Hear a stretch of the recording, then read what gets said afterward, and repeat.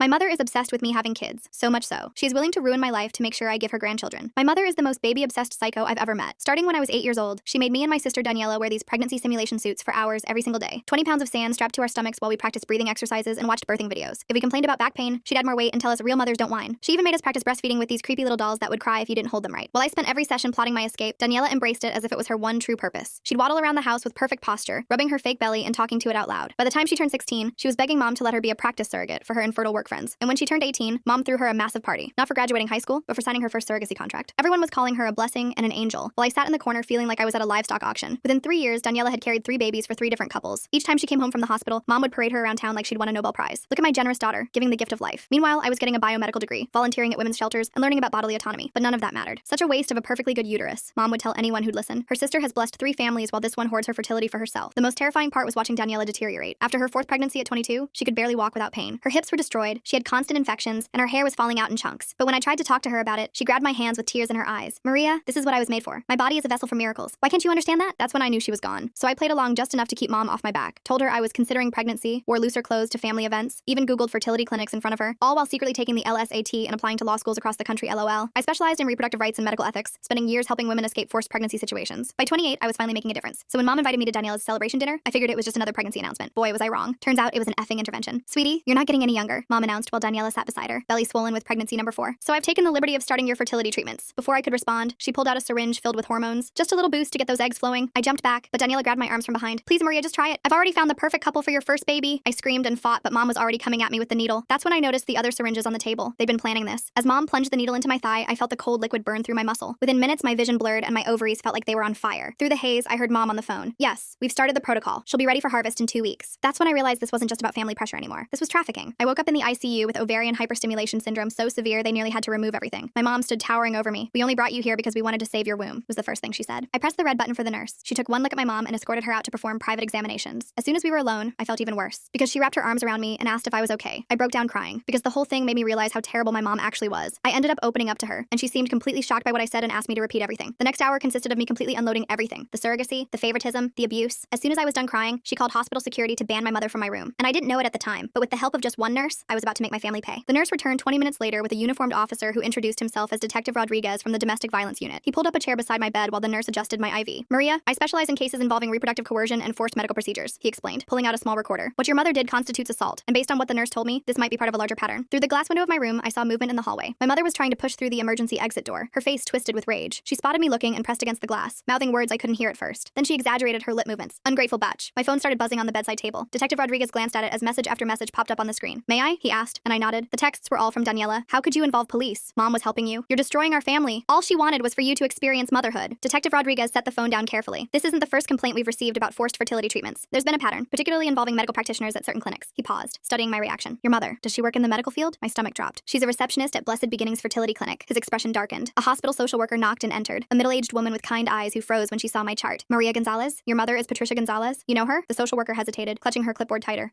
We've had some interactions. Let me get you some resources. She fumbled through her papers, clearly uncomfortable. Detective Rodriguez made notes while I described the intervention dinner. The social worker kept glancing at the door, and I noticed her hands shaking slightly as she handed me pamphlets about domestic violence resources. I need to check something, I said, reaching for my phone. I logged into my medical portal, scrolling through recent documents. There it was, dated 3 months ago, right after I'd casually mentioned to Mom that James and I were thinking about our future. My medical power of attorney had been changed to my mother. This isn't my signature, I said, showing them the document. The handwriting was similar to mine, but slanted differently, the way someone might write if they were tracing. Before anyone could respond, a man in an expensive suit strode into the room. I'm representing Patricia Gonzalez. I understand there's been a misunderstanding regarding my client's daughter's medical care. That was fast, Detective Rodriguez muttered. The lawyer smoothed his tie. Maria is clearly suffering from hormone-induced psychosis. Her mother was simply trying to help when Maria became violent. We're requesting an immediate psychiatric evaluation. I'm not psychotic, I protested. The hormones in your system suggest otherwise. Ovarian hyperstimulation can cause severe mood disturbances, paranoia, even hallucinations. The hallway suddenly filled with noise. Daniela appeared with 5 small children clinging to her maternity dress. Aunt Maria needs help, she announced loudly to anyone who would listen. She's been struggling with jealousy issues for years. Hospital security arrived, trying to maintain order as the children started crying. Daniela bounced the youngest on her hip while rubbing her pregnant belly with her free hand. I grabbed my phone to call my law firm, needing backup. The receptionist answered on the second ring. Oh, Maria, your mother called earlier. She explained about your situation. Don't worry, we're handling your caseload while you recover. What? No, I'm fine. I need to speak to the partners. Think it's best if you focus on getting better. Your mother said the breakdown was quite severe. I hung up, my hands trembling. Through the window, I watched my mother pull something from her purse, showing it to her lawyer. Keys, my apartment keys, my car keys. She started reciting something, and though I couldn't hear her, I recognized the pattern. She was listing my work schedule. Monday, she has court at 9. Tuesday is client meetings until 6. Wednesday, she volunteers at the women's shelter. The lawyer nodded along, taking notes. James burst through the door, still in his work clothes. Maria, I got your text. But Daniela intercepted him him in the hallway, placing a manicured hand on his arm. I couldn't hear what she was saying, but I saw her gesture toward me, then touch her temple in the universal sign for crazy. She pulled out her phone, showing him something on the screen. The nurse who'd been helping me earlier returned with a plastic bag. "These are the belongings you came in with," she said, but her expression was troubled. She pulled out several glossy brochures from Blessed Beginnings Fertility Clinic. "Those aren't mine," I said immediately. She unfolded one of the brochures. Inside was a consent form for egg retrieval, dated last week. The signature matched the one on my power of attorney document. The hospital administrator appeared in the doorway, a thin woman with a practiced smile. "Given the circumstances and the family's concerns, we think it might be best to transfer Maria to our psychiatric ward for a full evaluation, just as a precaution." Through the glass, my mother smiled. Detective Rodriguez stood up. "She's not going anywhere without a court order." "Of course," the administrator said smoothly. "We're simply considering all options for Maria's well-being." My phone buzzed again. This time it was my law school mentor, Professor Chen. "Just got off the phone with your mother. She's very concerned about your pregnancy delusions. Said you've been fixating on having a baby, but your body won't cooperate. Is everything okay?" I wanted to scream. Every avenue of my life was being systematically poisoned. I looked at Detective Rodriguez, then at the social worker who still wouldn't meet my eyes, then at James in the hallway with Daniela still whispering in his ear. "The evaluation," I said suddenly. "I'll do it. I'll prove I'm competent." The lawyer smiled. "Excellent. Dr. Margaret Whitfield will perform the evaluation. She's the best in the state." The name sounded familiar. Then it hit me. Mom's book club. Dr. Whitfield had been coming to our house for monthly meetings for over a decade, but it was too late to take it back. The administrator was already making arrangements, and my mother's smile through the glass had turned triumphant. The nurse squeezed my hand as she checked my IV one more time. She leaned close, pretending to adjust my pillow. "Whatever happens, don't sign anything else," she whispered. "And check your phone's location settings. Someone's been tracking you." As everyone filed out to make arrangements for my evaluation, I noticed something else. Daniela was showing James her phone again, and this time I caught a glimpse of the screen. It was a text conversation, but not recent ones. These were from 2 years ago, when James and I had first started dating, and I'd mentioned that maybe someday, far in the future, we might want kids. She was building a case that I'd always wanted children, that this was all my own frustrated desire manifesting as paranoia. And from the look on James's face, it was working. The psychiatric evaluation was scheduled for tomorrow morning. As I lay in that hospital bed, watching my mother orchestrate my destruction through a pane of glass, I realized the true horror of my situation. She'd been planning this for years, waiting for the perfect moment to spring her trap, and I'd walked right into it. The psychiatric evaluation was set for 8 a.m. I spent the night rehearsing answers in my head, trying to anticipate Dr. Whitfield's questions. The nurse from earlier shift had slipped me a sedative, whispering that I'd need rest to appear stable, but sleep wouldn't come. Every time I closed my eyes, I saw my mother's triumphant smile through that glass. Around 3 a.m., my phone lit up with an Instagram notification. Daniela had posted a photo from last month's family dinner. There I was, slumped in my chair, eyes glazed. The caption read, "Praying for my sister's fertility journey. Some women struggle more than others to accept their maternal calling." Posted 3 weeks ago, but I was just seeing it now. The comments were full of sympathy for her and concern for me. I scrolled through her feed with growing horror. She'd been documenting my journey for months. Photos of me at family gatherings, always looking tired or distracted, captions about my baby fever and fertility struggles. In one video, I was playing with her youngest daughter, and Daniela had added text overlay. "She'll be such a good mom when she stops fighting nature." My work email pinged, then pinged again and again. I opened it to find my inbox flooded with messages. The subject lines made my blood run cold. "Thinking of you during this difficult time. Take all the time you need. Your health comes first." My mother had sent an email to my entire firm from my account. I read it with shaking hands. "Dear colleagues, I'm writing to inform you that I'll be taking an indefinite leave of absence to address some personal health matters. As many of you know, I've been struggling with fertility issues and the emotional toll has become overwhelming. My family is helping me get the treatment I need. Please redirect all urgent matters to the managing partners. Thank you for your understanding during this difficult time. Maria." The timestamp showed it was sent at 2:47 a.m. While I was lying here wide awake, I tried to log into my work account to send a retraction, but my password had been changed. My hands fumbled with the password reset, but the recovery email had been switched to one I didn't recognize. My mother had locked me out of my own professional life. 3 of my clients had already responded with supportive messages. Women I'd helped escape abusive situations, now believing I was having a mental health crisis. One wrote, "I always sensed you carried deep pain about motherhood. Please don't let it consume you like it almost consumed me." The irony made me want to vomit. By 6 a.m., the psychiatric ward's morning shift was arriving. I watched through my door's window as staff members whispered to each other, glancing in my direction. News traveled fast in hospitals. They all knew I was the woman who'd attacked her mother for trying to help with fertility treatments. A breakfast tray arrived, but I couldn't eat. My hands shook too badly to hold the plastic spoon steady. When I tried to drink the juice, I noticed a bitter aftertaste and set it down immediately. After what I'd learned about the drugging at family dinners, I couldn't trust anything. Detective Rodriguez arrived at 7:30, looking exhausted. "I've been investigating all night," he said quietly, pulling his chair close. "Your mother's name appears in several concerning patterns at that fertility clinic. But Maria," he hesitated, "the evidence is complicated. She's been very careful to make everything look like loving family support." "What kind of patterns?" I asked. "Young women, mostly from troubled backgrounds, who suddenly decide to become egg donors or surrogates after meeting with clinic staff. Your mother often handles their intake paperwork." He showed me a folder. "But here's the problem. They all sign consent forms. They all pass psychological evaluations. On paper, everything looks legitimate, because the system is designed to protect the clinic, not the women," I said. He nodded grimly. "I need more evidence to build a case. But right now, I'm more concerned about getting you through this evaluation safely." Dr. Whitfield arrived precisely at 8 a.m., carrying a leather briefcase and wearing a sympathetic smile that didn't reach her eyes. She was exactly as I remembered from Mom's book club meetings. Silver-haired, professionally dressed, with reading glasses on a pearl chain. "Maria, dear," she said warmly, "your mother has told me so much about your struggles." Detective Rodriguez started to object, but she held up a manicured hand. "I'm afraid this evaluation must be conducted privately. Standard protocol." "I'm staying," he said firmly. "Then I'll have to note in my report that the patient required police supervision, which suggests violent tendencies." Her smile never wavered. "Your choice, detective." He looked at me, jaw clenched. I nodded slightly. We both knew she'd already made up her mind about her report. Having him removed would just give her more ammunition. After he left, Dr. Whitfield settled into the visitor's chair and opened her briefcase. Inside, I glimpsed what looked like completed forms. The evaluation results, already written. "Now then," she began, pulling out a tablet. "Let's talk about your relationship with motherhood." For the next hour, every question was a trap. When I explained I'd chosen career over children, she typed notes about defensive rejection of femininity. When I mentioned helping women escape reproductive coercion, she murmured about projection of internal conflicts. When I tried to tell her about the forced injection, she asked if I often felt persecuted by maternal figures. "Your mother mentioned you've been playing with dolls recently," she said, studying me over her glasses. "What? No, I haven't. She found them in your apartment. Baby dolls, hidden in your closet." She showed me a photo on her tablet. 3 dolls I'd never seen before, tucked behind my winter coats. It's quite common for women experiencing fertility grief to regress to childhood coping mechanisms. I stared at the photo, my mind racing. The dolls were positioned carefully, as if someone had staged them. One was holding a tiny bottle. Another had a miniature diaper bag. The third was wrapped in a blanket that looked handmade. Those aren't mine, I said. Denial is also common, Dr. Whitfield replied, typing rapidly. Maria, there's no shame in wanting children, but when that desire becomes so overwhelming that you lash out at family members trying to help, she injected me with fertility hormones against my will. She tried to give you a vitamin supplement, according to witnesses. You became violent and had to be restrained. She tilted her head sympathetically. The mind can play tricks when we're under stress. Sometimes we misinterpret loving gestures as attacks. My phone buzzed. A notification from my bank. A large withdrawal from my savings account. When I tried to check it, Dr. Whitfield reached over and gently took the phone. Let's focus on our conversation, she said, placing it in her briefcase. Tell me about your jealousy toward Daniela. I'm not jealous of my sister. 7 successful pregnancies, a loving family, the admiration of your community. She leaned forward. Meanwhile, you've dedicated your life to preventing other women from experiencing motherhood. Don't you see the connection? Every protest I made was twisted into evidence of my instability. By the time she finished, she painted a picture of a woman so consumed by fertility grief that she'd constructed an elaborate persecution fantasy rather than admit her own desires. I'm recommending a 72-hour hold for observation, she announced, closing her tablet. With continued therapy, I believe we can help you work through these delusions. You can't do this, I said. I know my rights. Of course you do, dear. You've spent years studying law to compensate for what you perceive as your feminine failures. She stood, smoothing her skirt. The hold begins immediately. Psychiatric transport will be here within the hour. After she left, I grabbed the room's phone to call someone, anyone, but who? My firm thought I was having a breakdown. My boyfriend was being poisoned against me by my sister. My bank accounts were being drained. Even my mentor had been reached by my mother's campaign. The transport team arrived while I was still holding the dead phone. 2 orderlies with kind faces and firm grips. They spoke to me like I was fragile, dangerous, unpredictable. The nurse who'd helped me earlier was nowhere to be seen. As they prepared me for transport, I saw my mother in the hallway. She was talking to Dr. Whitfield, occasionally dabbing at her eyes with a tissue. The concerned mother, bravely handling her daughter's mental health crisis. Other staff members patted her shoulder sympathetically. The psychiatric ward was in a separate building, connected by an underground tunnel. The fluorescent lights hurt my eyes as they wheeled me through. The orderly pushing my wheelchair hummed tunelessly. The sound echoed off the concrete walls, mixing with the squeak of wheels and the distant clang of doors. My new room was small and sterile. White walls, a narrow bed with restraint straps visible, a small window with reinforced glass. They gave me paper scrubs to wear and took my belongings for safety reasons. The nurse doing intake was young, efficient, and clearly uncomfortable. Any history of mental illness? She asked. Number of sewer slide attempts? Number of violent episodes? No, wait, they're saying I attacked my mother, but I'll put down one recent episode. She typed quickly. Dr. Whitfield's orders say you're to have no visitors except family for the first 24 hours. No phone calls. It's for your own stability. That's illegal. I have the right to contact my lawyer. She bit her lip. I'll have to check with the attending physician about that. But the attending physician was conveniently unavailable, as were the patient advocates, the ward administrator. Everyone who might help was somehow unreachable. I was trapped in a bureaucratic maze designed to look like treatment. My mother arrived that afternoon with a suitcase. I brought you some comfortable clothes, she announced, setting it on the bed, and some photos of Daniela's babies. I thought they might help you remember what we're working toward. She unpacked methodically. Maternity clothes, all in my size. Prenatal vitamins, a journal titled My Fertility Journey, with the first several pages already filled out in handwriting that looked almost like mine. Photos of babies I'd never met, labeled with names like your nephew and your godson. The retrieval is scheduled for next week, she said conversationally, hanging up a dress clearly designed for a pregnant woman. Dr. Martinez at the clinic is very optimistic about your egg quality. 28 is still young enough for excellent results. I'm not consenting to egg retrieval. Of course not, dear. Not in your current state. She smoothed the dress on its hanger. That's why I've petitioned for temporary medical conservatorship, just until you're thinking clearly again. She pulled out a folder thick with documents. Legal forms, medical papers, psychiatric evaluations. My signature on half of them, forged but convincing. A paper trail stretching back months, documenting my supposed descent into fertility obsession. Your work friends have been so supportive, she continued. Several have written letters for the conservatorship hearing. They've noticed your preoccupation with pregnancy for some time, apparently. All those pro bono cases for pregnant women, they thought you were working through something personal. I watched her redecorate my psychiatric room into a nursery in waiting. She'd brought a small ultrasound photo in a frame, labeled Baby Gonzalez with next month's date, a mobile with tiny elephants, a book about pregnancy nutrition, each item carefully chosen to support her narrative. Daniela sends her love, Mom said, pulling out her phone. She's been so worried about you. She showed me a video. Daniela in a hospital bed, surrounded by flowers, cradling her newest baby. Hi, Maria, my sister said to the camera, her voice weak but warm. I just wanted you to know that I love you. And when you're ready, there's a wonderful couple waiting to give your babies all the love in the world, just like mine are getting. Don't fight this, okay? Let Mom help you. She only wants what's best. The baby in her arms started crying. Daniela winced as she adjusted her position, and I saw the flash of pain across her face. The camera shook slightly. Whoever was filming had noticed too. Then the video cut off. She's so brave, Mom said, tucking the phone away. 5 pregnancies now, and she never complains, unlike some people. A commotion in the hallway interrupted her. Raised voices, then the sound of security being called. Through the small window in my door, I saw the nurse who'd helped me in the ICU being escorted out by security. She was carrying a box of personal items, her face flushed with anger. My mother followed my gaze and smiled. Oh yes, she was let go this morning. HIPAA violations, I heard. Sharing patient information without authorization. Such a shame. She seemed like a nice girl. The message was clear. Anyone who helped me would pay the price. After Mom left, I tried to sleep but couldn't. The bed was too firm, the room too bright, the sounds of the ward too unsettling. Someone down the hall was crying. Another patient kept asking for their mother. The night nurse did checks every hour, shining a flashlight through the window. Around midnight, a different nurse slipped into my room. She was older with graying hair and tired eyes. I don't have long, she whispered, but I knew your nurse friend. She asked me to give you this. She pressed a small piece of paper into my hand. A phone number, nothing more. Call it when you can, she said. Not from here. They monitor the ward phones, but when you get out, she glanced nervously at the door. There are more of us than you think. Women who've seen what happens at that clinic. We've been too scared to speak up. She left as quickly as she'd come. I memorized the number and then tore the paper into tiny pieces, flushing them down the toilet. Evidence of conspiracy, my mother would call it. Proof of paranoid delusions, Dr. Whitfield would say. The next morning brought group therapy. 6 women in a circle, sharing their struggles. The therapist, a young man with an earnest face, encouraged us to explore our relationships with femininity. When my turn came, I stayed silent. Anything I said would be documented, twisted, used against me. Maria is working through some fertility grief, the therapist explained to the group. Sometimes that manifests as rejection of traditional female roles. One of the other women, barely out of her teens, looked at me with sympathy. I get it, she said. I used to think I didn't want kids either, but therapy helped me realize I was just scared of not being good enough. I wanted to scream that not wanting children was a valid choice, that femininity wasn't defined by reproduction, that I was here because I'd helped too many women escape exactly this kind of pressure, but I just nodded and let them draw their own conclusions. Lunch was in a common room with barred windows. I picked at the food, still paranoid about substances. My table mate, an older woman with hollow eyes, leaned over conspiratorially. "First time?" she asked. I nodded. "Word of advice, agree with everything they say. Fastest way out is through compliance." She stirred her pudding absently. "I've been here 6 times. Keep fighting my daughter about custody of my grandkids, but this time I'm gonna play along. Tell them I understand boundaries, accept my role." Her laugh was bitter. "Whatever gets me out, right?" That afternoon, I had individual therapy with Dr. Whitfield. She'd set up a permanent office on the ward to better serve my patients. The walls were covered with inspirational posters about motherhood and healing. "Your mother tells me you were asking about the retrieval procedure," she began. I wasn't. "It's natural to be curious. Many women find that understanding the medical process helps alleviate their fears." She pulled out a brochure from Blessed Beginnings. "The clinic has an excellent success rate, and the couple your mother has selected is just lovely. He's a doctor, she's a teacher. They've been trying for 5 years. I'm not donating my eggs." "Of course not. You're donating the possibility of life. There's a difference." She made a note on her pad. "Maria, I want you to try something. Close your eyes and imagine holding your biological child. Even if another woman carries them, they'll still be yours in the way that matters." I kept my eyes open, staring at her diplomas on the wall, all from respectable institutions, all legitimate. This wasn't some back alley operation. It was a fully licensed psychiatrist in an accredited hospital doing exactly what the system allowed her to do. "Resistance is normal," she continued, "but I think deep down, you know your mother is right. You've spent so many years fighting your nature that you've convinced yourself the fight is the purpose. But what if you just let go?" James came during visiting hours, but I was told family only. Daniela arrived instead, moving slowly, one hand supporting her belly. She'd brought her 5 children, who fidgeted uncomfortably in the sterile visiting room. "Aunt Maria is sick," she told them, "but she's getting better." The oldest, a girl about 6, studied me solemnly. "Grandma says you're going to have babies soon too." "That's right, sweetheart," Daniela said before I could respond. "Aunt Maria just needs some help remembering how much she wants them." She'd brought photos from our childhood, the 2 of us with those horrible pregnancy suits, but she'd edited them somehow. In these versions, I was smiling, playing along, happy. "Remember how you used to name your pretend babies?" she asked. "You had a whole list. Emma, Sophia, little James Jr. if it was a boy." "That was you," I said quietly. "Those were your names." "No, Maria." She pulled out a notebook, weathered and familiar. My childhood diary. She opened it to pages I didn't remember writing. Lists of baby names and handwriting that looked like mine but wasn't. "See? You've always wanted this. The stress just made you forget." The children watched our exchange with wide eyes, learning, absorbing, seeing how Aunt Maria was being helped to remember her true purpose. The oldest kept glancing at her mother's swollen belly, then at my flat stomach, confusion clear on her face. After they left, I found myself in the bathroom, staring at my reflection. The fluorescent lights made me look pale, hollow, like the other women on the ward. I wondered how many of them were here for similar reasons, how many had fought too hard against expectations and ended up labeled as crazy. That evening, there was an incident. A new patient, young and terrified, had been brought in screaming about being forced to have a baby. Security had to restrain her while nurses administered sedatives. Through my cracked door, I heard fragments of her story. Religious parents, pregnancy pact, escape attempt. By morning, she was calm, compliant, sitting in group therapy talking about how she'd misunderstood her family's love. "Sometimes we perceive care as control," the therapist said, nodding approvingly. "But with medication and therapy, we can learn to accept support." I watched her carefully, the slight tremor in her hands, the delayed responses, the way she agreed with everything, even contradictory statements. They'd medicated her into submission, and everyone pretended it was healing. My own medication arrived with breakfast, just to help with the anxiety, the nurse explained. I recognized the pills, mild sedatives, nothing too serious. But I knew they were just the beginning. Refuse too long, and they'd find reasons for stronger interventions. I palmed the pills, pretended to swallow. Later, I'd flush them like the phone number, but I couldn't keep this up forever. Eventually, they'd do mouth checks, inject medications, find ways to ensure compliance. The conservatorship hearing was in 3 days. Dr. Whitfield assured me it was just a formality, and that I didn't need to attend. "Your mother will handle everything. You just focus on getting better." But I knew what that hearing meant. Once she had conservatorship, she could consent to anything on my behalf. Egg retrieval, hormone treatments, even forced pregnancy if she found a suitable way to frame it as therapeutic. That night, I lay awake planning. Not escape, that would only prove my instability, but compliance. Strategic, calculated compliance that might get me released before the hearing. I'd have to become what they wanted to see. A woman who'd accepted her true desires, who understood her mother's love, who was ready to embrace motherhood. The performance would have to be perfect. One slip, one moment of resistance, and I'd be here indefinitely. But if I could convince them I'd had a breakthrough, shown proper gratitude for their help, maybe, just maybe, I could get out in time to fight the conservatorship. I thought about all the women I'd helped over the years, how many had been in similar positions, trapped by family expectations, medical systems, legal frameworks that prioritized reproduction over autonomy. I'd fought for them in courtrooms and shelters. Now I had to fight for myself with the only weapons left, manipulation and lies. The irony wasn't lost on me. To prove I was sane, I had to act crazy. To maintain my autonomy, I had to surrender it. To escape my mother's control, I had to embrace everything she wanted me to be. Tomorrow, I'd start my performance, cry in therapy about my empty womb. Thank Dr. Whitfield for helping me see the truth. Ask Daniela for advice about egg donation. Let my mother dress me in those maternity clothes and tell her how right they felt. Every word would burn. Every gesture would betray everything I believed. But it was the only way out that didn't involve a needle in my arm and stirrups in an operating room. The night nurse did her check, flashlight sweeping across my face. I kept my breathing even, feigning sleep. Down the hall, someone was crying again, or maybe still. In places like this, the crying never really stopped. 3 days. I had 3 days to convince them I was cured of the terrible affliction of not wanting children. 3 days to perform the most important act of my life. The real tragedy was that I knew I could do it. Years of watching Daniela had taught me exactly what to say, how to act, what they wanted to see. I could become the perfect patient, grateful for their intervention, eager to fulfill my biological destiny. And maybe that was the worst part. Not that they were trying to break me, but that I knew exactly how to let them think they'd succeeded. The next morning, I woke with newfound determination. During group therapy, I raised my hand for the first time. "I think I understand now," I said, letting my voice crack. "All these years, I've been running from what I really wanted." The therapist leaned forward eagerly. "Tell us more, Maria." I described a fabricated dream about holding a baby, watching the other women nod knowingly. When Dr. Whitfield arrived for our session, I was ready. "I want to apologize," I began, twisting my hands in my lap. "You were right. I've been using my career to avoid facing my fertility grief." She practically glowed. "This is wonderful progress, Maria." For the next hour, I fed her exactly what she wanted to hear. How jealous I'd been of Daniela's pregnancies. How my work with reproductive rights was really about controlling what I couldn't have. By the end, she was typing furiously, documenting my breakthrough. "I think we should tell your mother," she said. "She'll be so relieved." When Mom arrived that afternoon, I was wearing one of the maternity dresses she'd brought. The fabric hung loose on my frame, but I kept rubbing my flat stomach the way I'd seen Daniela do countless times. "Oh, sweetie," Mom Mom said, tears in her eyes. You look so natural. I let her hug me, fighting the urge to push her away. I'm sorry I fought you, I whispered. You were just trying to help. She pulled back, studying my face. For a moment, I thought she saw through the act. Then she smiled and pulled out her phone. Daniela needs to hear this, she said, already dialing. I spent the rest of the day performing, asking Mom about the egg retrieval process, looking at photos of the couple who wanted my eggs, even practicing breathing exercises from those horrible childhood sessions. Dr. Whitfield was so impressed that she mentioned possibly expediting my release. If you continue showing this level of insight, we might not need the full 72 hours. That night, I couldn't sleep. Tomorrow was crucial. I needed to maintain the performance while somehow getting access to a phone or computer. The conservatorship hearing was in 2 days, and I had to find a way to contest it. The next morning brought a surprise. James arrived during visiting hours, and this time they let him in. He looked exhausted, conflicted. Your mom said you're doing better, he said carefully. I wanted to scream the truth, but I knew they were probably monitoring us. Instead, I reached for his hand. I've been so confused, I said, but I'm starting to understand what I really want. He studied my face, and I tried to communicate silently. His eyes widened slightly. Did he understand? Maybe when you get out, we can talk about our future, he said slowly. I'd like that, I replied, squeezing his hand 3 times. Our old signal for play along. After he left, I felt a spark of hope. Maybe he hadn't completely bought Daniela's lies. That afternoon, I convinced the ward staff to let me use the computer in the day room to research fertility options. Instead, I quickly logged into my email through a web browser. My password still worked on my personal account. I fired off a message to a colleague who specialized in conservatorship law, keeping it vague but urgent. Then I checked my bank accounts. More money had been withdrawn. At this rate, I'd be broke within a week. Finding good information? A nurse asked, approaching. I quickly switched tabs to a fertility clinic website. Just learning about the process, I said brightly. She smiled and moved on. I had maybe 5 more minutes before someone got suspicious. I navigated to the court website and found the conservatorship filing. My mother had claimed I was gravely disabled due to fertility-related psychosis. The hearing was scheduled for tomorrow at 2 p.m. I memorized the case number and courtroom, then cleared the browser history. If I could just get released in the morning, I might make it to court. That evening, Dr. Whitfield called an emergency session. My stomach dropped. Had they discovered my computer use? Your mother told me you've been asking about specific fertility clinics, she said. I'm so pleased with your progress that I'm recommending immediate release. I blinked. Really? You'll need to continue outpatient therapy, of course, but I think you're ready to take the next steps in your journey. She smiled. Your mother has already made an appointment at Blessed Beginnings for tomorrow afternoon, the same time as the conservatorship hearing. That's wonderful, I managed to say. I was released the next morning at 9 a.m. Mom was waiting with a bouquet of flowers and a gift bag. I bought you some prenatal vitamins, she said, handing me the bag, just to prepare your body. I smiled and accepted them, already planning my next move. Mom, I need to stop by my apartment first, change clothes, feel normal again. Her smile faltered. Oh, but we have appointments. Please, I said, channeling Daniela's manipulation tactics. I want to look my best when we go to the clinic. This is such an important day. That worked. She drove me to my apartment, though she insisted on coming inside. While she waited in the living room, I locked myself in the bathroom and called the colleague I'd emailed. Maria, I got your message. The hearing is at 2 p.m., right? I'll be there. I can't make it, I whispered. My mother will have me at the fertility clinic. Can you file an emergency motion? Without you present, it's harder, but I have evidence, I interrupted. Check my work email. Password is, I gave her my credentials. There's a folder labeled personal. Everything's there. I hung up as Mom knocked on the door. Everything okay, sweetie? Just nervous, I called back. I emerged to find her rearranging my bookshelf, removing my law texts and replacing them with pregnancy guides she'd brought. Much better, she said. Now, let's get you changed. She'd brought an outfit, a flowing dress that suggested fertility and femininity. I put it on, playing the part. We arrived at Blessed Beginnings at 1:30. The waiting room was full of hopeful couples and young women who looked vaguely disconnected. I recognized the look from my years of advocacy work. Patricia, a nurse greeted my mother warmly. And this must be Maria. We've heard so much about you. They whisked me back for preliminary testing, while Mom filled out paperwork. The nurse chattered about success rates and happy families while drawing my blood. Your mother says you're eager to help a special couple, she said. Very eager, I lied. At 2:15, I asked to use the bathroom. Instead, I slipped out a side door and called a rideshare. The courthouse was only 10 minutes away. I burst into the courtroom at 2:25. The judge was already speaking, my mother at the petitioner's table with her lawyer. My colleague stood at the respondent's table, looking relieved to see me. Your Honor, she said quickly, my client has arrived. Mom's face went white, then red. She's supposed to be at the clinic. Interesting, the judge said dryly. Ms. Gonzalez, are you here of your own free will? Yes, Your Honor, and I'd like to contest this conservatorship petition. The next hour was brutal. Mom's lawyer presented Dr. Whitfield's evaluation, the psychiatric hold, my confession of wanting children. But my colleague countered with the evidence I'd gathered, the forged signatures, the timeline of Mom's planning, the pattern of coercion at the clinic. Your Honor, I said when given the chance to speak, I don't have fertility grief. I have a mother who's built her entire identity around her daughter's reproductive capacity. She drugged me, forged documents, and orchestrated an elaborate campaign to destroy my credibility when I refused to participate in her breeding agenda. Mom started crying. I just wanted grandchildren. Is that so wrong? You have 5 grandchildren, I pointed out. Through Daniela, who can barely walk anymore because of what you've done to her body. She chose that life, did she? Or did you condition her from age 8 to believe she had no other value? The judge called for order. After reviewing the evidence, including the hair follicle test results my colleague had subpoenaed, he made his decision. The petition for conservatorship is denied, he said firmly. Furthermore, I'm issuing a restraining order. Ms. Patricia Gonzalez, you are to have no contact with your daughter Maria. Mom wailed. Her lawyer whispered urgently in her ear, but the decision was final. As we left the courthouse, I saw Daniela in the parking lot, struggling to get out of her minivan with her swollen belly. She'd brought all 5 children. How could you? She called out. Mom loves us. She loves what our bodies can do for her, I replied. There's a difference. The oldest child, the 6-year-old girl, tugged on Daniela's dress. Mommy, why is Grandma crying? Daniela didn't answer. She couldn't. Because how do you explain to a child that they're being groomed for the same fate? I walked away, my colleague beside me. What now? She asked. Now I file a complaint with the medical board about Blessed Beginnings, I said, and I start documenting everything for the civil suit. What about your sister? I looked back at Daniela, still standing by her van, children clustered around her like shields. I can't save someone who doesn't want to be saved, but maybe I can protect her daughters. That evening, James came to my apartment. We sat on my couch, the same one where Mom had probably planted those dolls, and talked for hours. I almost believed them, he admitted. The texts, the photos, the stories, it all seemed so real. That's how good manipulators work, I said. They take a grain of truth and build a mountain of lies. He stayed the night. Not romantically, neither of us were ready for that, but having someone there who believed me, who saw through the gaslighting, made me feel human again. The next few weeks were a blur of legal filings. Therapy, real therapy, not Dr. Whitfield's manipulation, and slowly reclaiming my life. My firm welcomed me back after I explained the situation. Several of my clients reached out, apologizing for doubting me. The investigation into Blessed Beginnings revealed what I'd suspected, a pattern of targeting vulnerable women, often referred by concerned family members like my mother. The The clinic was shut down pending review. Mom tried to contact me through flying monkeys, mutual acquaintances, distant relatives, even my childhood priest. Each time, I documented it for the restraining order file. Daniela gave birth to her 6th child 6 weeks later. I heard through the grapevine that there were complications. Bad ones. She survived, but barely. The doctors told her no more pregnancies. I wanted to feel vindicated, but I just felt sad. She was my sister, despite everything. And now she was facing the reality of a body destroyed in service of someone else's vision. 3 months after the conservatorship hearing, I got a call from an unknown number. I almost didn't answer, but something made me pick up. Aunt Maria? A small voice said. It's Emma, Daniela's oldest daughter. Hi, sweetheart, I said carefully. Is everything okay? Mommy's sick again, and Grandma keeps talking about when I'm older and can have babies. Her voice dropped to a whisper. I don't want to be like Mommy. My heart broke and soared simultaneously. You don't have to be, Emma. You can be whatever you want. Can I come see you sometime? Mommy says you're dangerous, but you don't seem dangerous. I'd love that, I said. But we need to make sure it's okay with your mom first. It wasn't okay, of course, but Emma kept calling secretly from a friend's phone or the school office. I became her safe harbor, the aunt who told her she had value beyond her uterus. 6 months later, at a family funeral, not Mom's side, thankfully, I saw Daniela. She was in a wheelchair, her body finally refusing to cooperate with her martyrdom. She looked at me across the church, and for the first time in years, I saw my sister. Not the breeding machine Mom had created, but the girl who used to sneak into my room during thunderstorms. She didn't speak to me, but she didn't look away either. A year after everything happened, I was at a coffee shop when a young woman approached me. She looked familiar, but I couldn't place her. You're Maria Gonzalez, she said. You helped my friend escape her family. They were trying to force her to be a surrogate for her sister. I'm glad she got out, I said. She did, because of you, because you fought back and made it public. She paused. I'm supposed to start fertility treatments next week. My mom's been planning it for years, but after seeing what happened to you, what you survived, I think I'm going to run instead. I gave her my card. Call me if you need help. She left, and I sat there thinking about cycles, how they perpetuate until someone breaks them, how the breaking hurts everyone involved, how sometimes the only victory is preventing the next generation from suffering the same fate. My phone buzzed. A text from Emma, now 7 and sneaking her mom's phone. Grandma says I'm going to be a wonderful mother someday. I told her I want to be a lawyer like you instead. She got really mad. I smiled and typed back, good for you, kiddo. Stand your ground. The war wasn't over. It never really ends when family is involved, but battles had been won. Boundaries had been set, and somewhere out there, girls were learning they had options beyond what their bodies could produce for others. That had to be enough.